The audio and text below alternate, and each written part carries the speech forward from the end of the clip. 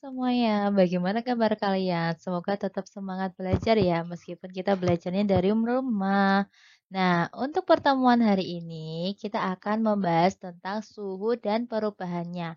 Jangan lupa siapkan juga buku paket sama buku tulisnya ya. Jadi, yang kita pelajari hari ini adalah yang pertama itu ada tentang pengertian suhu, lalu macam-macam termometer, bagaimana cara mengukurnya menggunakan termometer, perbandingan suhu, menghitung besarnya, serta kita akan mempelajari tentang pemuaian. Perhatikan tiga gambar ya berikut ini. Jadi coba kalian perhatikan, pernahkah kalian memegang gelas yang berisi air panas, air dingin, sama air biasa?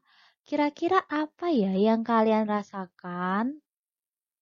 Nah, jadi kalau kalian memegang air panas pasti kalian akan terasa panas. Begitu juga kalau kalian memegang gelas yang berisi air dingin ya, kamu akan merasakan dingin juga. Nah, kira-kira apa sih yang menyebabkan air itu panas dan air itu dingin? Jadi, hal itu disebabkan karena adanya perbedaan suhu. Nah, suhu adalah tingkat derajat panas suatu benda. Jadi, suhu itu bisa diukur secara kualitatif menggunakan tangan kita. Ya, seperti memegang gelas tadi. Dan bisa juga diukur secara kuantitatif menggunakan termometer.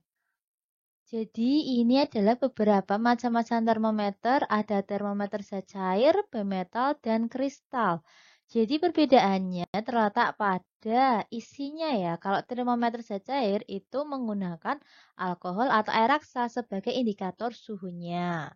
Contohnya termometer suhu badan dan termometer laboratorium. Kemudian kalau termometer bimetal itu termometer yang terbuat dari logam dan biasa digunakan di dunia industri. Lalu ada juga termometer kristal. Jadi terdapat kristal cair yang warnanya bisa berubah jika suhunya juga berubah. Jadi kristal ini dikemas dalam plastik tipis untuk mengukur suhu tubuh ataupun suhu akuarium dan sebagainya. Oke, coba perhatikan video Saya akan berikut ini memberikan ya. tips bagaimana kita menggunakan termometer raksa. Ketika mendengar kata suhu, kita pasti dominan dengan alat ukurnya, yaitu termometer. Nah, pada kesempatan kali ini, saya akan memberikan tutorial singkat bagaimana menggunakan termometer raksa. Oke, sebelum kita menuju ke bagaimana prosedur menggunakan termometer raksa, kita harus mengetahui bagian-bagian dari termometer raksa ini. Nah, dalam termometer ini ada beberapa bagian, antara lain ada tandon raksa, ada skala, pipa kapiler, dan ujung pegangan. Ini bagian-bagian yang penting untuk kita ketahui. Nah, langsung saja bagaimana cara untuk menggunakan termometer raksa. Hal pertama, pastikan bahwa termometer ini dalam kondisi baik dan normal. Langkah yang kedua, pegang bagian ujung termometer, bagian pegangan. Selanjutnya kita siap untuk mengukur zat cair. Langkah yang ketiga adalah memasukkan ujung termometer. Saya akan memberikan tips bagaimana kita menggunakan termometer raksa. Ketika mendengar kata suhu, kita pasti dominan dengan alat ukurnya, yaitu termometer. Nah, pada kesempatan kali ini saya akan memberikan tutorial singkat bagaimana menggunakan termometer raksa. Oke, sebelum kita menuju ke bagaimana prosedur menggunakan termometer raksa, kita harus mengetahui bagian-bagian dari termometer raksa ini. Nah, dalam termometer ini ada beberapa bagian, antara lain ada tandon raksa, ada skala, pipa kapiler, dan ujung pegangan. Ini bagian-bagian yang penting untuk kita ketahui. Nah, langsung saja bagaimana cara untuk menggunakan termometer raksa. Hal pertama, pastikan bahwa termometer ini dalam kondisi baik dan normal. Langkah yang kedua, pegang bagian ujung termometer, bagian pegangan. Selanjutnya kita siap untuk mengukur zat cair. Langkah yang ketiga. Nah, tadi kita udah lihat ya gimana cara menggunakan termometer air raksa. Nah, sekarang kita akan lihat nih tentang perbandingan termometer. Jadi kalau berdasarkan isinya ada zat cair, bimetal, dan kristal. Jadi ini ada juga pembagian termometer lain, yaitu ada termometer Celcius, Fahrenheit, Reaumur, dan Kelvin. Jadi termometer ini biasanya digunakan untuk mengukur suhu tubuh kita ya. Biasanya yang digunakan adalah Celcius. Ini ada perbandingan skala suhu pada ketiga termometer yaitu Celcius, Reaumur, dan Fahrenheit. Dengan perbandingan adalah Celcius itu 5, Reaumur itu 4, atau Fahrenheit itu 9. Nah, jadi perbandingannya adalah 5, 4, 9. Kemudian perbandingan yang lagi yaitu skala Kelvin itu juga 5. Bisa diperhatikan ya. Agar kalian bisa memahami tentang perbandingan termometer, perbandingan suhu pada termometer, bisa dicoba ada latihan soal. Ini ya, suatu termometer menunjukkan suhu 4 derajat Reaumur, maka besarnya suhu jika diukur menggunakan termometer Celcius dan Fahrenheit adalah berapa? Bisa dilihat di caranya bahwa ternyata ketika dihitung 40 Reaumur itu sama dengan 50 derajat Celcius dan 122 derajat Fahrenheit. Nah, contoh soal yang kedua yaitu jika suatu termometer menunjukkan suhu 104 derajat Fahrenheit, maka besar suhu jika diukur menggunakan termometer Celcius dan Kelvin itu berapa?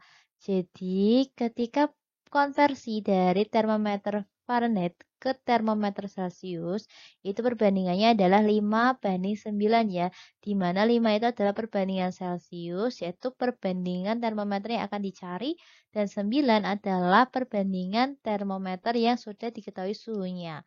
Nah, ketika dihitung, ternyata 104 derajat Fahrenheit itu sama dengan 40 derajat Celcius. Nah, ketika diubah ke termometer Celcius, ya, setelah itu diubah ke termometer Kelvin.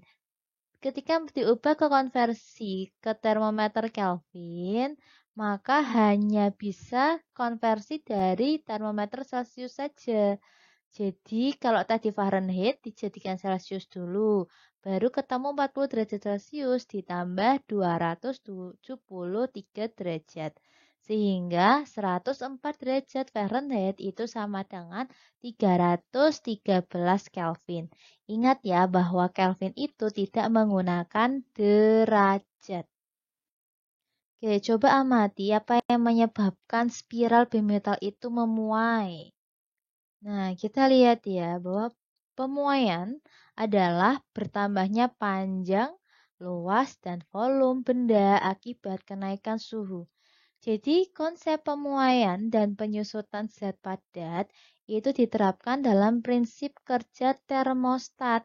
Bisa dilihat ini gambarnya. Jadi, jika udara di ruangannya itu dingin, maka keping bimetal akan menyusut dan membengkok ke kiri dan menyentuh logam biasa sehingga kedua ujungnya saling bersentuhan. Sentuhan antara dua ujung logam itu akan menjadikan latihan tertutup alias on. Maka akan menyalakan pemanas sehingga ruangannya menjadi hangat. Ada 3 jenis pemuaian yaitu muai panjang, luas, dan volume. Muai panjang adalah bertambahnya panjang benda karena kenaikan suhu. Jadi muai panjang biasa dilambangkan dengan alfa. Bisa dilihat ya, ini adalah rumus untuk muai panjang. Diperhatikan ya, kalau L itu adalah panjang, L0 itu panjang awal, L saja itu panjang akhir, dan delta L itu adalah selisih atau pertambahan panjang ya.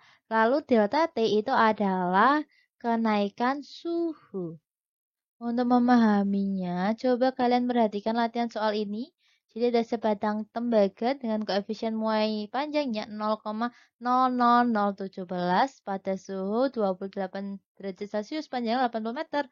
Berapa pertambahan panjangnya jika tembaga dipanaskan menjadi suhunya 78 Celcius?